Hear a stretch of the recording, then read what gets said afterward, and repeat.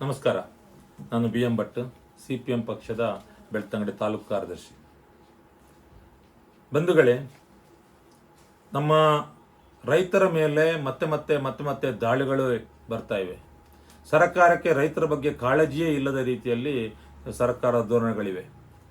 ಈಗ ಕೇಂದ್ರ ಸರ್ಕಾರ ಮತ್ತೆ ಪುನಃ 7ನೇ ಬಾರಿಗೆ ಡಾಕ್ಟರ್ ಕಸ್ತೂರಿ ರಂಗನ್ ವರದಿಯನ್ನು ಜಾರಿ ಮಾಡ್ತೇನೆ ಅಂತೇಳಿ ಕರಡು ಅಧಿಸೂಚನೆ ಹೊರಡಿಸಿದೆ. ನಾವು ಆ ತಪ್ಪುಗಳಿದ್ದರೆ ಅಥವಾ ಆಕ್ಷೇಪಗಳಿದ್ದರೆ ತಿಳಿಸಿ ಅಂತೇಳಿ ಪುನಃ ಹೇಳಿಕೆ ಕೊಟ್ಟಿದೆ. ಎಷ್ಟು ಸಾರಿ ಹೇಳಬೇಕು? ಅದೇ ವರದಿಯನ್ನು ಜಾರಿ ಮಾಡಬೇಡಿ, ಅದು ರೈತರಿಗೆ ಅಪಾಯಕಾರಿಯಾದ ವರದಿ ಅಂತೇಳಿ ನಮಗೆ ಹೇಳಿ ಸಾಕಾಯಿತು. ಆದರೆ ಮತ್ತೆ ಅದೇ ವರದಿಯನ್ನು ಜಾರಿ ಮಾಡ್ತೇನೆ ಅಂತೇಳಿ ಕರಡು ಅಧಿಸೂಚನೆ ಹೊರಡಿಸ್ತಾ ಇದ್ದಾರೆ. ಕೇರಳ ರಾಜ್ಯ ಇರ್ಬೋದು, ಕರ್ನಾಟಕ ರಾಜ್ಯ ಇರ್ಬೋದು, ತಮಿಳುನಾಡು ರಾಜ್ಯ, ಎಲ್ಲ ರಾಜ್ಯಗಳು ಕೂಡ ತಮ್ಮ ರಾಜ್ಯದ ರೈತರ ಹಿತ ಕಾಪಾಡಬೇಕು ಅಂತ ದೃಷ್ಟಿಯಿಂದ ಈ ಕಸ್ತೂರಿ ರಂಗನ್ ವರದಿಯನ್ನು ವಿರೋಧಿಸಿವೆ. ಹೀಗಿದ್ರೂ ಕೂಡ ಇವತ್ತು ಕೇಂದ್ರ ಸರ್ಕಾರ ಅದು ಯಾವುದನ್ನೂ ಗಣನೆ ತಗೊಳ್ಳದೆ ಮತ್ತೆ ಅಧಿಸೂಚನೆ ಹೊರಡಿಸಿ ಆಕ್ಷೇಪಗಳಿದ್ದರೆ ತಿಳಿಸಿದ್ದೇಳಿ ನಾಟಕ ಆಡ್ತಾ ಇದೆ. ಅಂದರೆ ಇದರಲ್ಲಿ ಸಾಮ್ರಾಜ್ಯಶಾಹಿ ಶಕ್ತಿಗಳ ಒತ್ತಡ, ಅವರ ಗುಲಾಮಗಿರಿಗೆ ನಮ್ಮ ದೇಶ ಒಳಗಾಗಿದೆ ಅಂತ ಹೇಳುವ ಅನುಮಾನ ವ್ಯಕ್ತ ಆಗ್ತಾ ಇದೆ. ಇದು ಗೋವಾ ಫೌಂಡೇಶನ್ ಯಾವುದೋ NGOಗಳ ಮೂಲಕ ಬೇರೆ ರೀತಿಗಳು ಇವತ್ತು ಸುಪ್ರೀಂ ಕೋರ್ಟಲ್ಲಿ ದಾವೆ ಹೂಡಿದ್ದಾರೆ. ಆ ಸುಪ್ರೀಂ ಕೋರ್ಟಿಗೆ ಬೇಕಾದಂಥ ಮಾಹಿತಿಗಳನ್ನು ಕೊಡುವಂಥವ್ರು ಈ NGOಗಳೇ. ಆದರೆ ರೈತರ ಬಗ್ಗೆ ರೈತರನ್ನು ಪಾರ್ಟಿಯೇ ಮಾಡಲಿಲ್ಲ, ಸರ್ಕಾರದ ಮಾತ್ರ ಪಾರ್ಟಿ ಮಾಡಿದೆ. ಸರ್ಕಾರ ನಮ್ಮವರದಲ್ಲ, ಸರ್ಕಾರ ರೈತರ ಪರವಾಗಿಲ್ಲ. ಹೀಗಿರುವಾಗ ಕೇಂದ್ರ ಸರ್ಕಾರ, ನರೇಂದ್ರ ಮೋದಿ ಸರ್ಕಾರ ಕೂಡ ಸುಪ್ರೀಂ ಕೋರ್ಟಿಗೆ ಅಫಿಡವಿಟ್ ಕೊಟ್ಟಿದೆ, ನಾವು ಈ ಕಸ್ತೂರಿ ರಂಗನ್ ವರದಿಯನ್ನು ಯಥಾವತ್ತಾಗಿ ಜಾರಿ ಮಾಡ್ತೇವೆ ಅಂತೇಳಿ.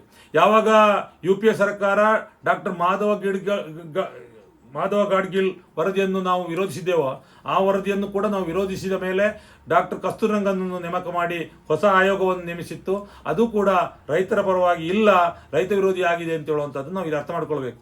ಯಾಕೆ ಇಲ್ಲ ಅಂತ ಹೇಳಿದರೆ, ಈಗ ರೈತರೇ ಈ ಪರಿಸರ ನಾಶಕ್ಕೆ ಕಾರಣರು ಹೇಳುವ ತಪ್ಪು ನಿರ್ಧಾರಕ್ಕೆ ಬಂದು ಸರ್ಕಾರ ಈ ಸೂಚನೆಯ ಆಧಾರದಲ್ಲಿ ವರದಿ ಕೊಡಲಿಕ್ಕೆ ಕೇಳಿದೆ. ಡಾಕ್ಟರ್ ಕಸ್ತೂರಿ ರಂಗನ್ ಕೂಡ ಅಥವಾ ಡಾಕ್ಟರ್ ಮಾಧವ್ ಗಾಡ್ಗಿಲ್ ಕೂಡ ರೈತರನ್ನೇ ದೃಷ್ಟಿಯಲ್ಲಿಟ್ಟುಕೊಂಡು ಅವರೇ ಈ ಪರಿಸರ ನಾಶಕ್ಕೆ ಕಾರಣ ಅಂತ ಹೇಳೋ ದೃಷ್ಟಿಯಲ್ಲಿ ವರದಿ ತಯಾರು ಮಾಡಿದ್ದಾರೆ. ಕೆಲವು ಕೇಸುಗಳು ಬರೆದುಂಟು. ನನಗೆ ಡೈವರ್ಸ್ ಬೇಕು ಅಂತೇಳಿ ಗಂಡ ಬಂದು ಕೇಸ್ ಕೊಡುವಂಥದ್ದು. ಯಾಕೆ ಅಂತ ಹೇಳಿದ್ರೆ, ಅವಳಿಗೆ 1, 2, 3 ಹೀಗೆ ಹೆಣ್ಣು ಮಗುವನ್ನು ಹೆರ್ತಾ ಇದ್ದಾಳೆ. ಅವಳು ಗಂಡು ಮಕ್ಕಳಿಗೆ ಅವಳು ಜನನ ಕೊಡೋದಿಲ್ಲ, ಆದ್ದರಿಂದ ಅವಳು ನನಗೆ ಹೆಂಡತಿ ಬೇಡ. ಈ ಗಂಡು ಮಗು ಆಗಿರಲಿ ಹೆಣ್ಣು ಮಗಳಿಗೆ ಕಾರಣ ಇವನೇ ಅಂತೇಳಿ ಇವನಿಗೆ ಗೊತ್ತಿಲ್ಲ. ಅವನಿಗೆ ದೃಷ್ಟಿಯಲ್ಲಿ ಆ ಹೆಂಡತಿ ಬೇಡ, ಅದು ಏಕೈಕ ಕಾರಣದಿಂದ ಅವಳು ಹೆಣ್ಣು ಮಕ್ಕಳಿಗೆ ತಾಯಿ ಆಗ್ತಾ ಇದ್ದಾಳೆ, ಅವಳು ಹೆಣ್ಣು ಮಕ್ಕಳನ್ನೇ ಹೆರಿಗೆ ಆಗ್ತಾ ಇದ್ದಾಳೆ ಅಂತ ಹೇಳೋ ದೃಷ್ಟಿಯಿಂದ ಡೈವರ್ಸ್ ಆಗಬೇಕು ಅಂತ ಹೇಳ್ತಾನೆ. ಅದೇ ರೀತಿಯಾಗಲಿ ಡಾಕ್ಟರ್ ಕಸ್ತೂರಿ ರಂಗನ್ ವರದಿ, ಡಾಕ್ಟರ್ ಮಾಧವ ಗಾಡ್ಗಿಲ್ ವರದಿ. ಯಾಕಂದರೆ ರೈತರೇ ಅರಣ್ಯ ಹಾಳು ಮಾಡುವುದು ಅಂತ ಹೇಳುವಂಥದ್ದು ರೈತರ, ಅದು ಗೊತ್ತಾಗಬೇಕು. ನಿಜವಾಗಿ ಕಾರಣರು ಇಲ್ಲಿಯ ದೊಡ್ಡ ಗಣಿ ಮಾಫಿಯಾಗಳು ಅಥವಾ ಭೂಮಾಫಿಯಾಗಳು, ಗಣಿ ಕೈಗಾರಿಕೆ ಎಲ್ಲವೂ ಕೂಡ ಅದು ಕಾರ್ಪೊರೇಟ್ ಕಂಪನಿಗಳೇ ಕಾರಣ ಆಗ್ತದೆ.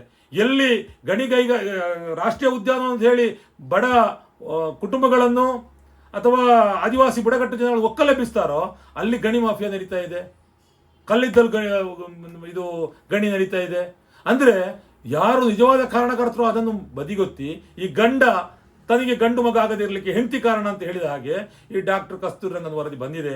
ಡಾಕ್ಟರ್ ಕಸ್ತೂರಿ ರಂಗನ್ ಒಳ್ಳೆ ವಿಜ್ಞಾನಿ, ಬಾಹ್ಯಾಕಾಶ ವಿಜ್ಞಾನಿಯವರು, ಅವರ ಮೇಲೆ ಗೌರವ ಇದೆ. ಆದರೆ ಈ ವಿಚಾರದಲ್ಲಿ, ಈ ಪರಿಸರ ಸಂರಕ್ಷಣೆ ವಿಚಾರದಲ್ಲಿ ಅವರು ರೈತರ ವಿರೋಧವಾದ ನಿಲುವನ್ನು ತಳೆದಿದ್ದಾರೆ ಅಂತ ಹೇಳೋದು ಸ್ಪಷ್ಟ. ಒಂದು ವೇಳೆ ಕಸ್ತೂರಿ ರಂಗನ್ ವರದಿ ಜಾರಿ ಮಾಡಿದೆ ಆದರೆ ನರೇಂದ್ರ ಮೋದಿಯವರೇ, ನಿಮಗೆ ರೈತರ ಮೇಲೆ ಯಾಕಿಷ್ಟು ದ್ವೇಷ? 4 ಮಸೂದೆಗಳನ್ನು ತಂದ್ರಿ. 4 ಮಸೂದೆಗಳನ್ನು ತರುವಾಗ ರೈತರು 1 ವರ್ಷ ಹೋರಾಟ ಮಾಡಿದರು. ರೈತರ ವಿರೋಧವಂತ ಮಸೂದೆ ಅದು ಅಂತ ಹೇಳಿಕೊಂಡು 1 ವರ್ಷದಲ್ಲಿ 750-800 ಜನರ ಜೀವತ್ಯಾಗ ಆಯಿತು. ಕೊನೆಗೆ ನೀವು ಅಷ್ಟೆಲ್ಲ ತ್ಯಾಗಮಯ ಹೋರಾಟ ಆದ ಮಾಡಲಿಕ್ಕೆ ಅದನ್ನು ಹಿಂತೆಕೊಂಡ್ರಿ. ಅಂದರೆ ರೈತರ ಮೇಲೆ ನಿಮಗೆ ಏನು ಕೋಪ? ರೈತರು ಯಾಕೆ ನಿಮಗೆ ಆಗ್ತಾ ಇಲ್ಲ? ಈಗ ನಿಮಗೆ ಕಾರ್ಪೊರೇಟ್ಗಳೇ ಬೇಕು ಅಂತಾದರೆ ನೀವು ಪ್ರಧಾನಮಂತ್ರಿ ಆಗಲಿಕ್ಕೆ ಯೋಗ್ಯರ? ಇದನ್ನು ಯೋಚನೆ ಮಾಡಬೇಕಾಗಿದೆ ನಮಗೀಗ. ಯಾಕಂದ್ರೆ ರೈತರ ಬಗ್ಗೆ ಕಾಳಜಿ ಇದ್ದದ್ದೇ ಆದರೆ ಪದೇ ನೀವು ನೋಟಿಫಿಕೇಶನ್ ಮಾಡ್ತಿರ್ಲಿಲ್ಲ.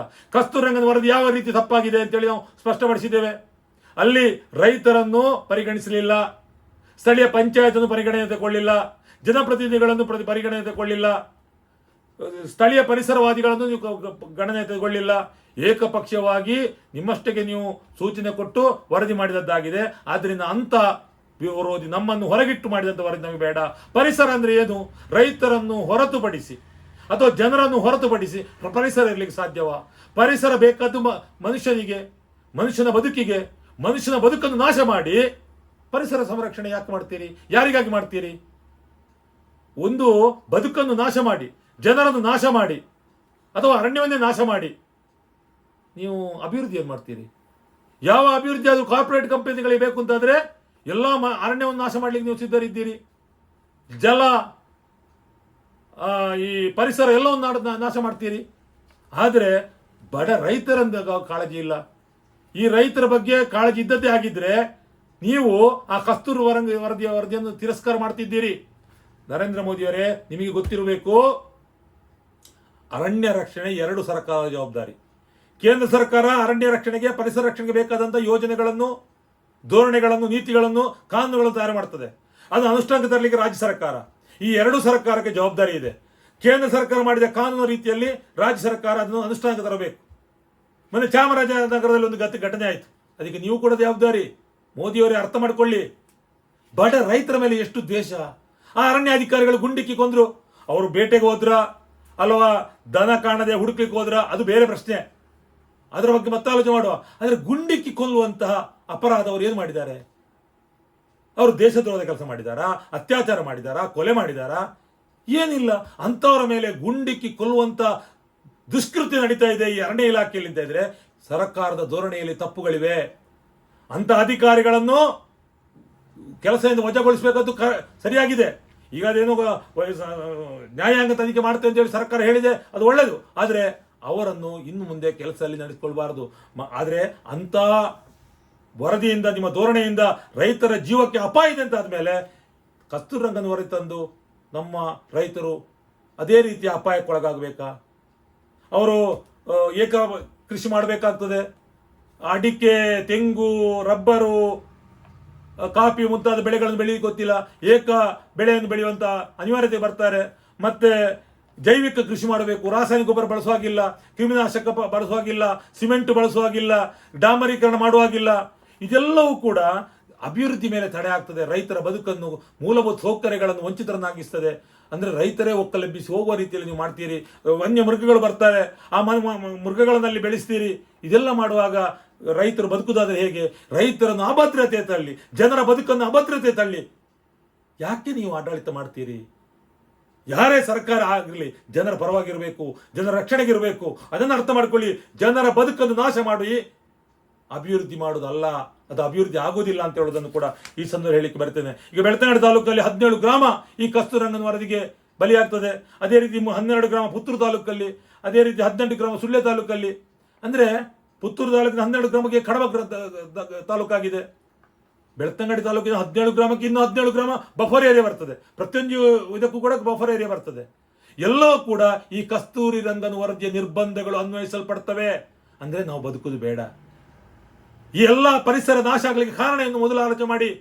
ಸಾಮ್ರಾಜ್ಯಶಾಹಿಗಳ ಪರಿಸರ ನಾಶ ಮಾಡಲಿಕ್ಕೆ ಕಾರಣ ಸಾಮ್ರಾಜ್ಯಶಾಹಿಗಳು. ಅವರ ಗುಲಾಮರಾಗುವುದು ಬೇಡ ನಾವು. ನಮ್ಮ ದೇಶ ಅವರ ಬದುಕನ್ನು ರಕ್ಷಣೆ ಮಾಡಲಿಕ್ಕೆ ಇರುವುದಲ್ಲ. ನಮ್ಮ ಪರಿಸರ, ನಮ್ಮ ಜನರ ಬದುಕನ್ನು ರಕ್ಷಣೆ ಮಾಡಲಿ. ಈ ಜಗತ್ತಿನ ಪರಿಸರ ರಕ್ಷಣೆ ಮಾಡುವಂಥದ್ದು ಪ್ರತಿಯೊಂದು ದೇಶದ ಕರ್ತವ್ಯ. ಆದ್ರಿಂದ ರೈತರ ಬದುಕನ್ನು ರಕ್ಷಣೆ ಮಾಡಿ ಆ ಮೂಲಕ ಪರಿಸರ ರಕ್ಷಣೆ ಮಾಡಲಿಕ್ಕೆ ನೀವು ಮೊದಲು ಮಾಡಬೇಕಾದ್ದು ರೈತರನ್ನು, ಆಮೇಲೆ ಜನಸಾಮಾನ್ಯರನ್ನು, ಪಂಚಾಯತ್ನೆಲ್ಲ ಗಣನೆ ತೆಗೆದುಕೊಂಡು ಅವರನ್ನೆಲ್ಲ ಸೇರಿಸಿ, ವಿಜ್ಞಾನಿಗಳನ್ನು ಸೇರಿಸಿ ನಿಜವಾಗಿ ಪರಿಸರ ಸಂರಕ್ಷಣೆ ಮಾಡುವುದು ಹೇಗೆ ಅಂತ ಹೇಳುವಂಥದ್ದು ಹೊಸದಾದ ವರದಿ ತಯಾರು ಮಾಡಬೇಕು. ಈ ವರದಿಯನ್ನು ಯಥಾವತ್ತಾಗಿ ತಿರಸ್ಕರಿಸಬೇಕು ಅಂತೇಳಿ CPM ಪಕ್ಷ ಆಗ್ರಹಿಸ್ತದೆ. ಮಾತ್ರ ಅಲ್ಲ, ನಮ್ಮದೊಂದು ಬೇಡಿಕೆ ಇದೆ. ಏನು ಅರಣ್ಯ ಇದೆ, ಆ ಅರಣ್ಯಕ್ಕೆ ಒಂದು ಗಡಿ ಭಾಗ ಹಾಕಬೇಕು. ಅದಕ್ಕೆ ಗೋಡೆ ನಿರ್ಮಿಸಬೇಕು. ಜನವಸತಿ ಪ್ರತ್ಯೇಕ ಮಾಡಿ ಅಲ್ಲಿ ಅರಣ್ಯವನ್ನೇ ಬೆಳೆಸಿ ಆ ರೀತಿಯಲ್ಲಿ ವಿಭಾಗ ಮಾಡಿ ಆದರೂ ರೈತರ ಬದುಕನ್ನು ರಕ್ಷಣೆ ಮಾಡುವ ಕೆಲಸ ಮಾಡಬೇಕು. ಸರ್ಕಾರ ಯಾವತ್ತೂ ಕೂಡ ರೈತರ ವಿರೋಧಿಯಾಗಿದ್ದರೆ CPM ಪಕ್ಷ ಸುಮ್ಮನೆ ಕೂರುವುದಿಲ್ಲ. ರೈತರ ಮಕ್ಕಳ ಮೇಲೆ ದಾಳಿ ಮಾಡಿದವರು ನೀವು, ಅವರ ಮೇಲೆ ಲಾಠಿ ಚಾರ್ಜ್ ಮಾಡಿದವರು ನೀವು ಮೋದಿಯವರೇ. ಇನ್ನು ರೈತರ ಮೇಲೆ ದಾಳಿ ಮಾಡಲಿಕ್ಕೆ ನೀವು ಬಂದದ್ದೇ ಆದರೆ ನಾವು ಸಹಿಸಿ ಕೂರೋರಲ್ಲ, ಹೋರಾಟಕ್ಕೆ ಮುಂದೋಗ್ತೇವೆ. ನಮಗೆ ನಮ್ಮ ಪರವಾಗಿ ಆಡಳಿತ ಬೇಕು. ಅದು ನೀವು ಆಗಬಹುದು, ಯಾರು ಆಗಬಹುದು. ರೈತರ ಪರವಾದಂಥ, ಜನಸಾಮಾನ್ಯ ಪರವಾದಂಥ, ದುಡಿಯುವವರ ಪರವಾದಂಥ, ಕಾರ್ಮಿಕರ ಪರವಾದಂಥ, ಜನಪರವಾದಂಥ ಆಡಳಿತಗಳು ನಮಗೆ ಬರಬೇಕು ಅಂತ ಹೇಳುವ ಆಗ್ರಹ ಮಾಡುತ್ತಾ ನನ್ನ ಮಾತು ಮುಗಿಸ್ತೇನೆ. ನಮಸ್ಕಾರ.